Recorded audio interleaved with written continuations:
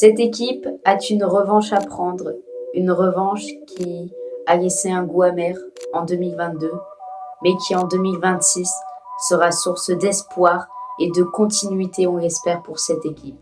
Salut tout le monde, j'espère que vous allez bien. On se retrouve pour une vidéo avant-match, donc entre la France et le Sénégal, qui aura lieu le 16 juin 2026, pour le compte de la première journée du groupe I de la Coupe du Monde 2026. On a déjà eu de très beaux matchs, voilà, dans les poules précédentes, et globalement, c'est une Coupe du Monde qui est assez réussie, en tout cas pour son début, avec plein de belles histoires, plein de beaux pays qui ont beaucoup de choses à jouer. Et c'est le cas de l'équipe de France et du Sénégal qui rentreront en compétition donc dans quelques jours. Et c'est parti pour le prono. Donc déjà, je pense qu'on va analyser cette équipe du Sénégal qui est championne d'Afrique. Enfin, faites-en ce que vous voulez parce que les titres de champion maintenant, ça s'envoie par mail. Bon bref, le Maroc est officiellement champion. Mais c'est vrai que pour beaucoup, ce sont vraiment les Sénégalais qui ont été plus forts, qui ont été plus réguliers et qui sont peut-être plus méritants. Voilà, je ne vais pas juger sur cette Coupe d'Afrique des Nations 2025, donc ce qui s'est passé, le résultat à la fin qui gagne entre le Maroc et le Sénégal. Je vais plus me préparer sur l'avant-match et sur les performances que les Sénégalais ont fait pendant la Coupe d'Afrique, donc titre ou pas titre. Honnêtement, j'en ai un peu rien à faire, voilà. Je vais vraiment prendre toutes les performances qui ont eu lieu pendant cette Coupe d'Afrique. Donc les Sénégalais, c'est une équipe assez physique, assez compacte et très solide, surtout en contre. Voilà, une équipe très verticale qui sait jouer de l'avant, qui sait tout de suite se déballer dès qu'il y a une contre-attaque à jouer. Donc bien évidemment, ça va être une équipe difficile à manier pour l'équipe de France. Voilà. Les Bleus s'opposent à une très belle équipe du Sénégal qui certes a perdu son dernier match de préparation 4-2 contre les États-Unis. Bon, on a vu qu'il y avait eu un turnover assez énorme pour le sélectionneur sénégalais. Donc c'est une défaite pas vraiment à prendre en compte puisqu'il n'y avait pas les joueurs qui normalement devraient jouer ce match, ou en tout cas très peu. Mais voilà, depuis un certain temps, les Sénégalais montent en puissance. Ils ont de l'expérience en grande compétition, que ce soit Coupe d'Afrique et Coupe du Monde, parce qu'ils étaient là en 2022. Voilà, c'est une équipe qui est très souvent présente en Coupe du Monde et c'est une équipe qui tout simplement eh bien, a envie enfin de sortir des poules et d'aller faire un beau parcours. Les Sénégalais ont beaucoup d'ambition, surtout après cette Coupe d'Afrique qui a été très polémique. Donc voilà, ce sera l'occasion pour eux de montrer qu'ils méritent d'aller plus loin et qu'ils méritent tout simplement d'être respectés par le football. Et de l'autre côté, passons à l'équipe de France. Et oui, l'équipe de France aura beaucoup de mal à gérer ce Sénégal, donc, qui sera très physique, très compact, comme on l'a dit. Voilà. L'équipe de France, il y a beaucoup d'incertitudes.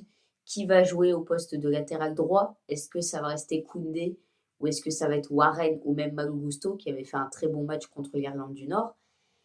À gauche, est-ce que ça va être Lucas Digne, Lucas Hernandez ou Théo? Dans la logique, eh bien, ce sera Théo Hernandez, mais on ne sait jamais, tout simplement. Deschamps peut toujours nous surprendre, même si c'est quelqu'un qui reste très fixe sur ses idées de base. Voilà, je pense que pour avoir plus de contrôle, tu peux mettre un Lucas Digne. Pour plus d'expérience, tu mets Lucas Digne ou Lucas Hernandez. Et pour, voilà, pour tout ce qui va être globalement assez type, assez classique de la part de Didier, eh bien normalement ça devrait être Théo. Sur cette Coupe du Monde aussi, ça devrait être Théo Hernandez. Donc voilà. Au poste pareil de milieu de terrain, qui accompagnera Chouameni? Est-ce que ce sera Koné, N'Golo Kanté, ou est-ce que ça restera Rabiot comme on l'a vu pendant les matchs amicaux? Donc, je pense que Didier Deschamps va opter pour Adrien Rabiot, voilà, qui est grand, il est puissant, il est physique, il est présent de la tête sur les coups de pied arrêtés, ça peut faire énormément de bien à l'équipe de France. Donc, je pense que là non plus, il n'y aura pas trop de changements. Mais le poste où il y a le plus d'incertitude, eh bien, c'est l'attaque. Et oui, qui seront les 4 attaquants donc qui vont mener cette équipe pour le début de l'aventure aux États-Unis?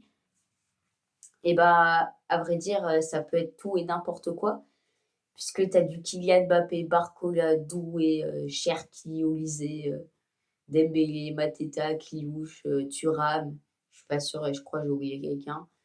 Donc ouais, forcément, tu as beaucoup de monde en attaque, tu as beaucoup de talent et tu as aussi beaucoup de diversité dans les choix. Voilà. Si tu veux un vrai tueur au poste de numéro 9, je peux vous proposer que ce soit Mateta ou Marcus Thuram, même si Marcus, eh bien, il n'est pas très très performant, même si le but contre la Colombie, voilà, a un petit peu apaisé les tensions qu'il y avait, ça reste un joueur très irrégulier, donc forcément. Après, voilà, Deschamps va sûrement rester avec Kylian Mbappé en pointe. Moi, comme je voudrais personnellement, je sais que ce ne sera pas fait, mais l'idéal, ce serait de décaler Mbappé à gauche pour le remettre dans une position où il peut plus dribbler, tenter, prendre la profondeur, mettre Dembélé en pointe, un Dembouz qui va souvent revenir en poste de faux numéro 9, et d'ensuite repartir voilà, sur les contres. C'est vraiment lui le double pivot de cette équipe en attaque. À droite, bon, je pense qu'il n'y aura pas de surprise, ce sera Michael Olise. Mais à gauche, du coup, bah, il y a une incertitude depuis plusieurs jours. Doué, apparemment, n'a pas vraiment convaincu Didier Deschamps. Donc bon, euh, cette histoire, elle semble assez bizarre parce que d'un côté, tu as Barcola qui va jouer. Mais Barcola, c'est un profil que j'aime bien, mais en tant que super sub. Encore une fois, sa vitesse et sa qualité technique peut aider la France en fin de match pour libérer des scores ou bien pour encore plus faire subir l'adversaire. Mais en début de match comme ça, je pense que c'est une mauvaise idée parce qu'après, tu as un Doué qui rentre et il n'est pas aussi impactant en termes de vitesse et de créativité aussi rapidement que Barcola. Barcola, c'est vraiment un super sub, alors que Doué, bah, il est mieux en poste de titulaire. Voilà, c'est un gars, il va te courir tout le match et tout. Alors que Barcola, certes, il va plus revenir défendre que Doué, mais c'est un gars qui voilà, il peut tenir longtemps sur le terrain. Donc, bien évidemment que Doué serait le meilleur pour commencer parce qu'il peut tenir longtemps, il te fait plus longtemps les efforts. Voilà, il t'apporte toujours cette créativité dont tu as besoin et cet impact physique en attaque parce que Doué, c'est un monstre physique. Hein. Franchement, je ne sais pas si vous avez vu la vidéo où il y avait un préparateur physique des Bleus qui était en train de calculer la VMA de Doué. Bah, c'est le gars qui a dû bien avoir du mal à suivre Désiré parce que le physique qu'il a, ce type, c'est dingue. Donc en gros, pour la physionomie du match, pardon les amis, eh bien je pense que ce sera un match où l'équipe de France va avoir le ballon, mais ne va pas trop tenter de se découvrir directement. Pourquoi? Parce qu'on peut se dire que les Bleus vont être surmotivés et vouloir parfaitement commencer le mondial en allant direct inscrire un but.